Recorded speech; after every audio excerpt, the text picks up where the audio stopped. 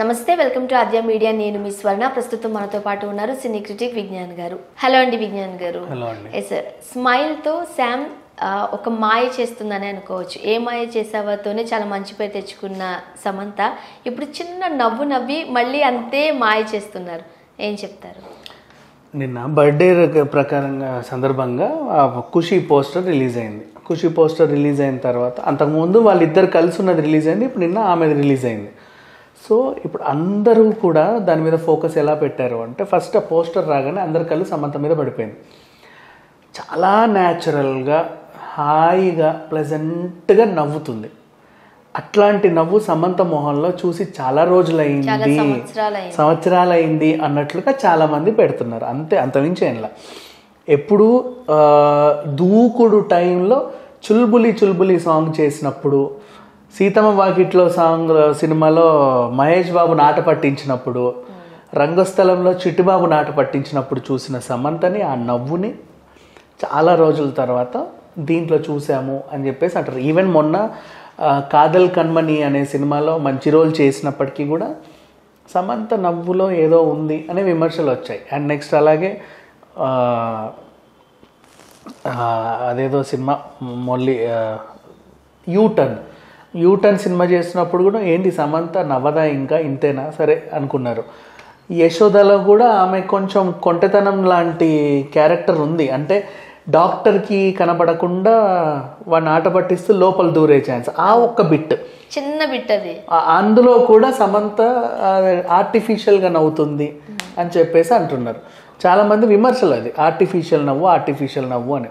So ఇప్పుడు ఈ poster ఖుషి first poster release చేసినప్పుడు కూడా కొంతమంది కొంచెం ఆర్టిఫిషియల్, కొంచెం నార్మల్ అన్నారు. ఇప్పుడు మనస్ఫూర్తిగా అభినందిస్తున్నారు. ఎంత హాయిగా, ప్లెజెంట్గా, కూల్గా, ఆ చామ్ ఎలా ఉందంటే అంత హాయిగా నవ్వుతుంది.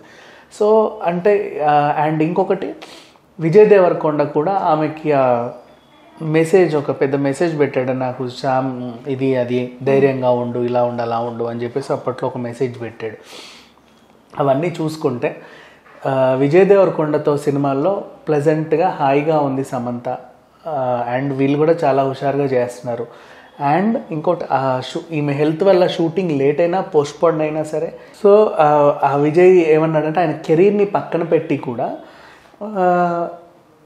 ఫస్ట్ సమంత కోలుకొనివ్వండి, తర్వాత మనం షూట్ చేద్దాం. నేను ఎప్పుడైనా సరే మీకు డేట్స్ ఇస్తాను, లెట్స్ డూ. నేను అట్లానే బిజీగా వేరే వాళ్ళకి ఇచ్చి మళ్ళీ మీకు నేను హ్యాండ్ ఇవ్వను, మీరు ఆ టెన్షన్ పడొద్దు, ఖుషిని కంప్లీట్ చేద్దామని విజయ్ కూడా 2 అడుగులు ముందుకు వచ్చి ఆమెకు సపోర్ట్ చేసినట్టుగా తెలిసింది. అండ్ సో అందుకే మేబీ ఆ యూనిట్, శివ నిర్వాణ దానికి డైరెక్టర్, ఆ యూనిట్ వాళ్ళతో చాలా హాయిగా, ప్లెజెంట్గా, అంటే వాళ్ళు కూడా ఈమెకి కంఫర్ట్ జోన్ ఇచ్చి వాళ్ళందరూ కూడా ఈమెను ఇబ్బంది పెట్టే ప్రశ్న లేకుండా, ఊకే ఇప్పుడు వేరే సెట్లలో వెళ్తే ఊరికే ఇలా అంట కదా, ఏంటి నెక్స్ట్, ఇట్లాంటివి గోకుడులు ఎక్కువ ఉంటాయి. కొంతమంది ఉంటారు, కొంతమంది సీనియర్ ఆర్టిస్టులు ఉంటారు, ఈ క్యారెక్టర్లు చేస్తారు, అమ్మలు అత్తల క్యారెక్టర్లు చేసి సీనియర్లు, పేరుకు వాళ్ళు సీనియర్లు, ఏంటి మా ముందు వచ్చిన చిన్న అమ్మాయి అని చెప్పేసి, ఏ అమ్మాయి ఇలారా మొగుడుతో ఇడిపోయావంటగా, ఏమైందని అడుగుతారు. అంటే వాళ్ళు కూడా, అంటే వాళ్ళని ఏం అనలేము, సీనియర్ ఆర్టిస్టులు, నీకెందుకు నోరుముయి అనలేము, గబుక్కున ఏమీ అనలేము.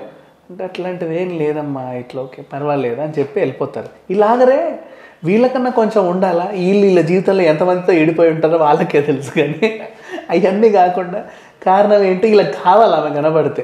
అందుకని చెప్పేసి సమంత బయటకు రావడానికి ఇబ్బంది పడుతుంది. అంటే పెద్ద కుటుంబ నేపథ్యం ఉన్న కథల్ని ఎంచుకోవడానికి ఇబ్బంది పడుతుంది. ఈ సీనియర్లు కొంతమంది పిలిచి ఏదన్నా ఇదేదో అడుగుతారేమో అని చెప్పేసి.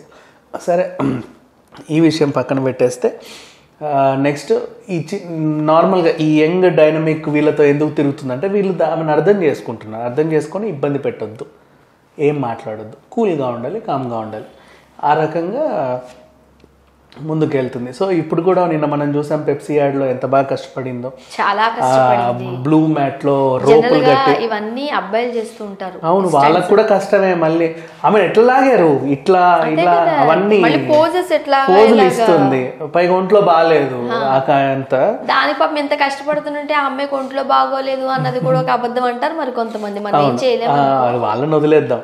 సో ఆ రకంగా అదొకటి చేసింది. అండ్ నెక్స్ట్ సిటాడెల్లో అయితే ఇప్పుడు నిన్న నేను చూసిన ఫస్ట్ 2 ఎపిసోడ్లు ఎలా అవుతున్నాయో, దీంట్లో మన ప్రియాంక చోప్రా పర్ఫార్మెన్స్ కానీ ఆ అబ్బాయి పర్ఫార్మెన్స్ కానీ అది చూస్తే నాకు భయం వేసింది. అమ్మో సమంత్ ఇట్లా చేస్తుందా అని చెప్పేసి.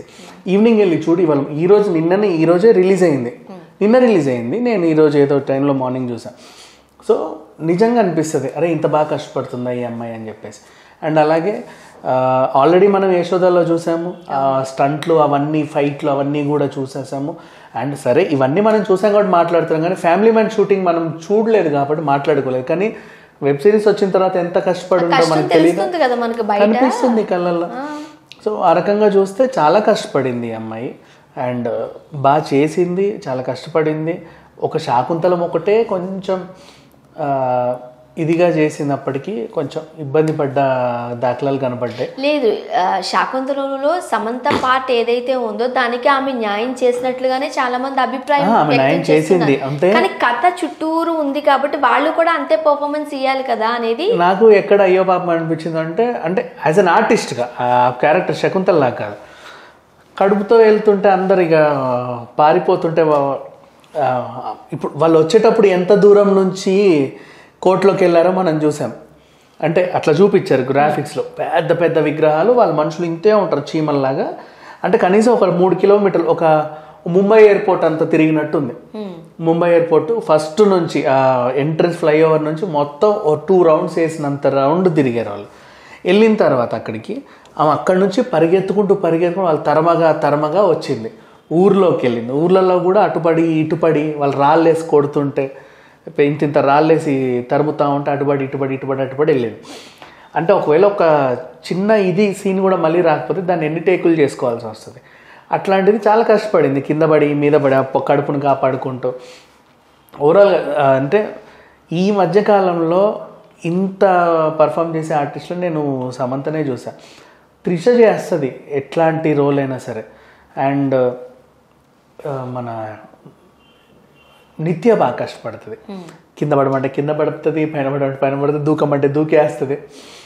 అండ్ ఐశ్వర్యరాయ్గా బాగా కష్టపడుతుంది. సో అట్లాంటి వాళ్ళ అరుదైన కొంతమంది ఆర్టిస్టులు నేను ఈ మధ్యకాలంలో చూసిన చాలా అరుదైన ఆర్టిస్ట్ అంటే సమంతే. అండ్ ఎలాగో సందర్భం వచ్చింది కాబట్టి చెప్పుకుంటున్నా, నిన్న అబ్బాయి ఆ గుడికి కూడా చాలా కోట్లు పెట్టి చాలా ఖర్చు పెట్టి చేశాడంట. ఆమెకు సమంతకు కూడా మంచి విగ్రహం ఒకటి పెట్టి అబ్బాయి మొత్తం కంప్లీట్ చేసేసాడు. నిన్నటి నుంచి ఏదో చేస్తాడు, ఇంకొంచెం పెయింటింగ్లు అవి ఇవి ఉన్నాయంట. అండ్ వేరే సమంత అభిమానులు కూడా అబ్బాయికి డబ్బులు ఇస్తున్నారు, కొంచెం ఇంకేమన్నా చేస్తే చెయ్యి అని. దాంతో కూడా వాడు ఏం చేస్తాడంటే ఆ చుట్టుపక్కల చిన్న చిన్న ఫ్లోరల్ చెట్లు, ఆ పువ్వులు, సమంతకి ఇష్టమైన ఫ్లవర్స్ అన్ని పెడుతూ ఏదో చిన్న గార్డెన్ లాగా చేస్తున్నాడు. అంతటితో ఆగట్లే అబ్బాయి. సరే ఏదో అయినప్పటికీ సమంత మన ఓవరాల్ నిన్న రిలీజ్ అయిన పోస్టర్లో సమంత స్మైల్ మాత్రం నిజంగా ఒరిజినల్గా ఉంది, ఆర్టిఫిషియల్నెస్ అసలు లేనే లేదు, చాలా ఫ్రీగా ఉంది. Thank you so much. Thank you.